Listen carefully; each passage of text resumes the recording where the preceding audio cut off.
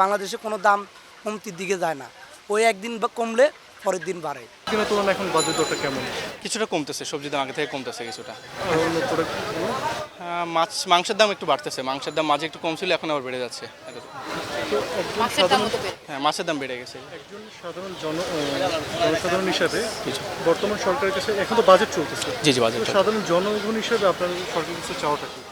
সব নিত্য প্রয়োজনের দাম যা কিছু সব যেন একটু সাধ্যের মধ্যেই থাকে। আমাদের তো ভাই বাজার ইনকাম কম, সব কিছু যেন সহজেই কিনতে পারি, এতটুকুই সরকারের কাছে চাওয়া আমাদের।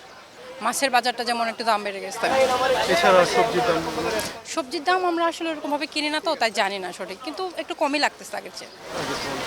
তো মানে আপনাদের সরকারের কাছে কি চাওয়া? এখন তো বাজেট চলতেছে। সরকার কাছে অবশ্যই এটা চাওয়া যেন একটু সব কিছুর দাম আমাদের সাধ্যের মধ্যে থাকে, একটু কমে এরকম আর কি। এই সপ্তাহে একটু বয়লার দাম কমছে, গত সপ্তাহে বেচছি আমরা 70 টাকায়, এই সপ্তাহে বেচতেছি আমরা 150 টাকা। গত সপ্তাহে বেচছি সোনালি আমরা 360, এই সপ্তাহে বেচতেছি 330 টাকা। গত সপ্তাহের তুলনার থেকে এই সপ্তাহে একটু দাম কম আছে। কোরবানির মাংস অনেকের ঘরে আছে, কোরবানির এই কারণে একটু দাম কম।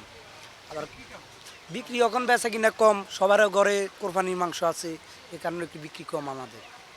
না, গত সপ্তাহ থেকে তুলনায় এই সপ্তাহে একটু দাম কম আছে। আমাদের কোরবানি ঈদের পর থেকে একটু দাম বেশি ছিল, তখন আবার একটু দাম কমছে।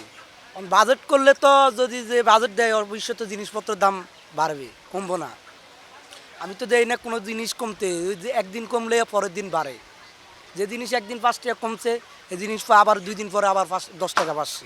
তো আমাদের দাম কমতেছে, বাংলাদেশে কোনো দাম কমতির দিকে যায় না, ওই একদিন কমলে পরের দিন বাড়ে, এটা কোনো নিয়ন্ত্রণে কোনো আসে না।